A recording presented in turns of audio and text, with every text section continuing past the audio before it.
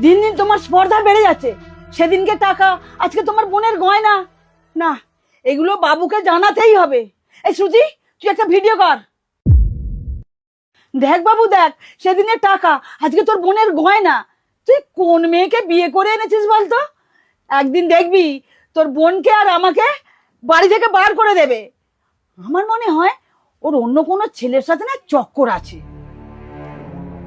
মা, এটা আপনি কি বলছেন? আমাকে এইভাবে উল্টো পাল্টা অপবাদ দিচ্ছেন? অপবাদ দেওয়ার মতন কাজ করেছিস তাই অপবাদ দিচ্ছে। মা, চলো এখান থেকে। তোরা থাকার এখানে কোনো অধিকার নেই। ওই ভিডিওগুলো বাবু সব দেখেছে, তাই সে বিদেশে একটা মেয়েকে বিয়েও করে নিয়েছে। তাই তোর এখানে থাকার কোনো অধিকার নেই।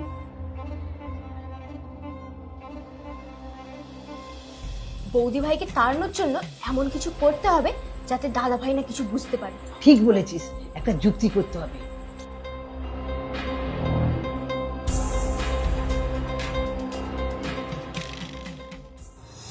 কি? এটা আমি কি শুনছি?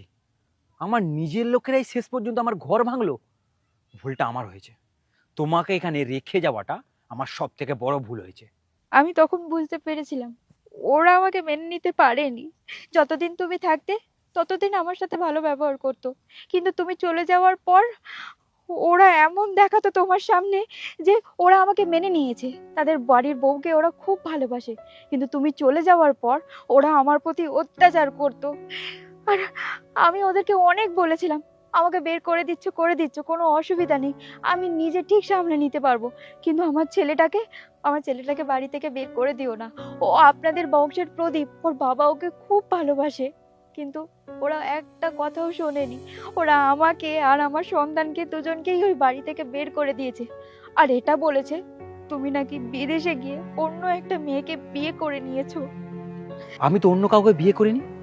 আমি বিয়ে করেছিলাম আমার ভালোবাসার মানুষটাকে। এখন সবটা আমার কাছে পরিষ্কার হয়ে গেছে। আমি যখন বিদেশ থেকে বাড়ি ফিরি আমাকে বলা হয়েছিল তুমি অন্য একটা ছেলের সাথে বাড়ি থেকে বেরিয়ে গেছো। এমনকি আমাকে এটাও বলা হয়েছে তুমি আমাদের বাচ্চাটাকে নিয়ে বেরিয়ে গেছো। তখন তোমার প্রতি আমার একটা ঘৃণা হলো। ভাবলাম যাকে আমি এত ভালোবেসে সবার এগেনস্টে গিয়ে আমার বাড়িতে আনলাম, সে আমার কথা একটুকু ভাবলো না। সে আমার কথা না ভেবে অন্য একটা ছেলের হাত ধরে বেরিয়ে গেল। কিন্তু আমি ভুল ছিলাম পায়েল, আমাকে তুমি ক্ষমা করে দিও। আমি জানতাম না যে আমাদের দুজনকে দুই রকম কথা বলা হয়। তুমি আজকে আমার সাথে বাড়ি চলো, আর বাড়িতে গিয়ে ঠিকটাকে ঠিক আর ভুলটাকে ভুল করার সময় এসে গেছে। তুমি চলো আমার সাথে।